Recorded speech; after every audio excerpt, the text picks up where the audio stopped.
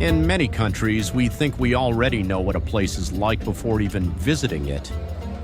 Yet there are destinations that completely shatter those preconceptions within the first few hours.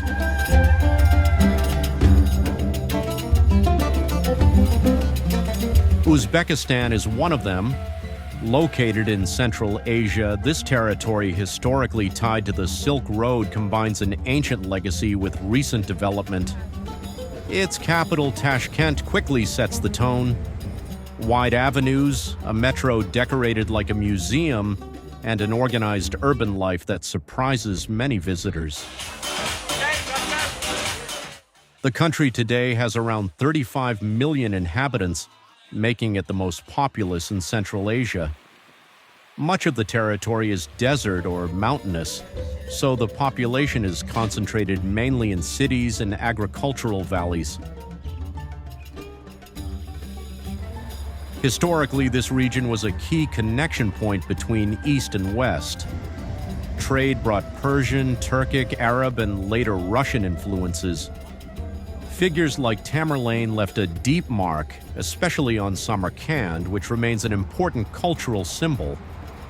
However, what generates the most debate online today is the cost of living. A lot of content presents Uzbekistan as a country where you can live like a king on 20 euros a day.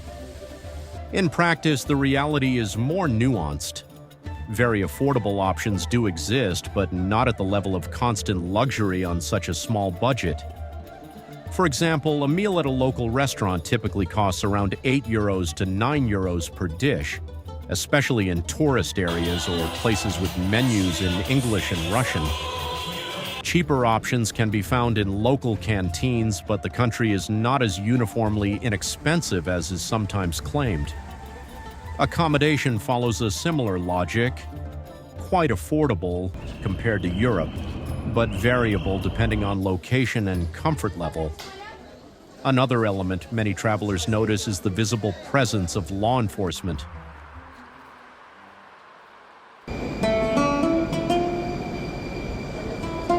On the streets, near metro stations, and in central areas, police are quite present.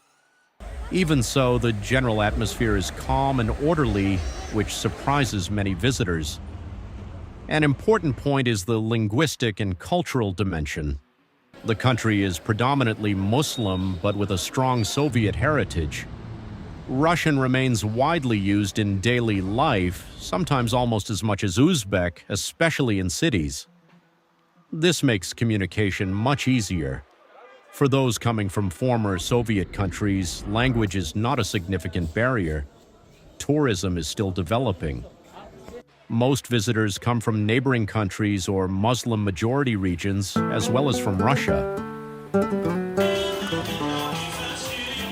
Outside of cities like Samarkand or Bukhara, tourist density remains relatively low, giving the impression of a country not yet saturated by international tourism. Economically, the country relies on resources such as gold, gas, and cotton, which play a key role in its exports and regional stability. Another frequent topic is cultural identity.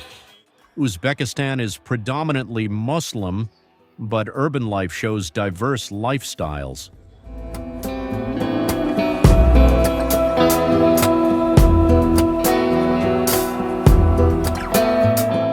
In cities, religious traditions coexist with modern cafes, shopping centers, and nighttime cultural activities. Security is also a recurring subject. Many travelers report feeling comfortable in markets and tourist areas, while others point to the visible police presence and social disparities in some urban areas.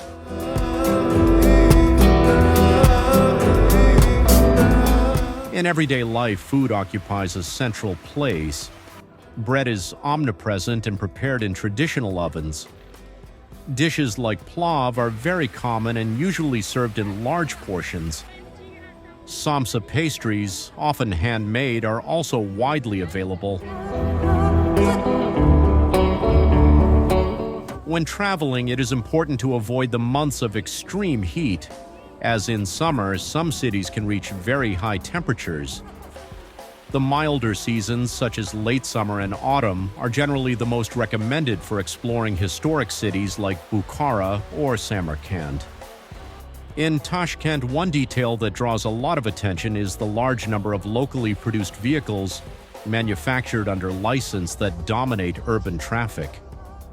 In rural areas, the pace of life changes completely. Traditions remain very much alive in farming, livestock rearing, and food preparation. Many families still bake their own bread and cook in wood-fired ovens.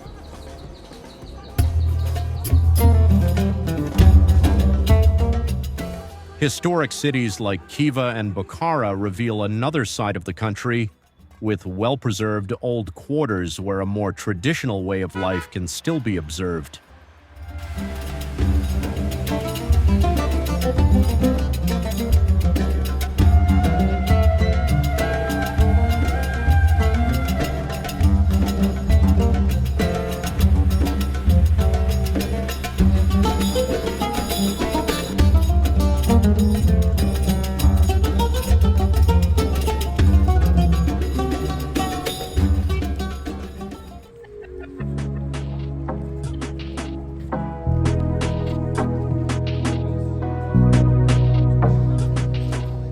At the heart of Tashkent lies one of the country's best-known sites, the famous Chorsu Bazaar. Far more than a simple market, Chorsu offers a cultural experience where the colors, aromas, and everyday life of Uzbekistan blend together in a vibrant atmosphere. Beneath its enormous blue dome, thousands of people arrive each day to buy fresh produce, spices, traditional bread, and typical Central Asian crafts. Walking through its aisles, visitors discover mountains of dried fruits, almonds, pistachios, and dozens of varieties of intensely fragrant spices. Vendors offer giant watermelons, sweet melons, and fresh vegetables grown in different regions of the country. Many tourists are surprised by the accessible prices and the quality of local products.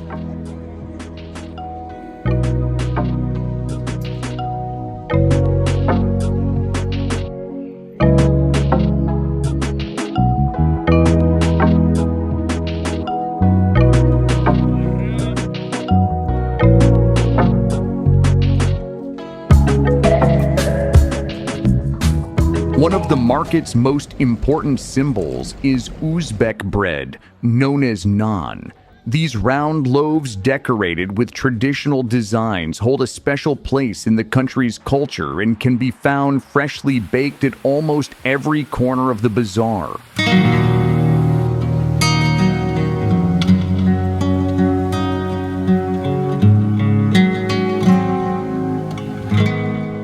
It is also possible to try typical dishes such as plav, samsa, and traditional soups prepared right in front of customers. Chorsu is also an excellent place to buy souvenirs.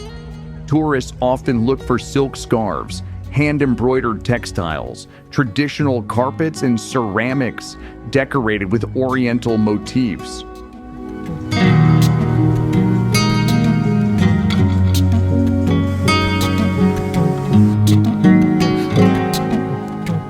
Many craftspeople sell locally made products, keeping alive techniques passed down through generations.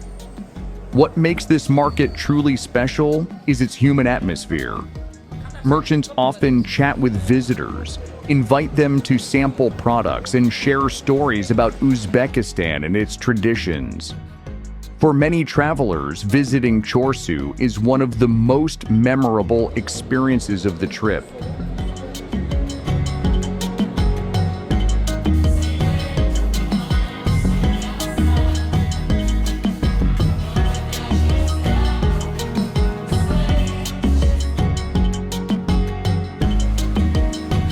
An opportunity to discover an authentic slice of daily life, far from the more touristy areas. Uzbekistan cannot be reduced to a single image. Between urban modernity, historical heritage, and diverse social realities, it is a country that sparks both curiosity and debate. If you want to discover other little-known countries whose realities are often very different from what people imagine, feel free to follow the channel. More destinations are coming soon.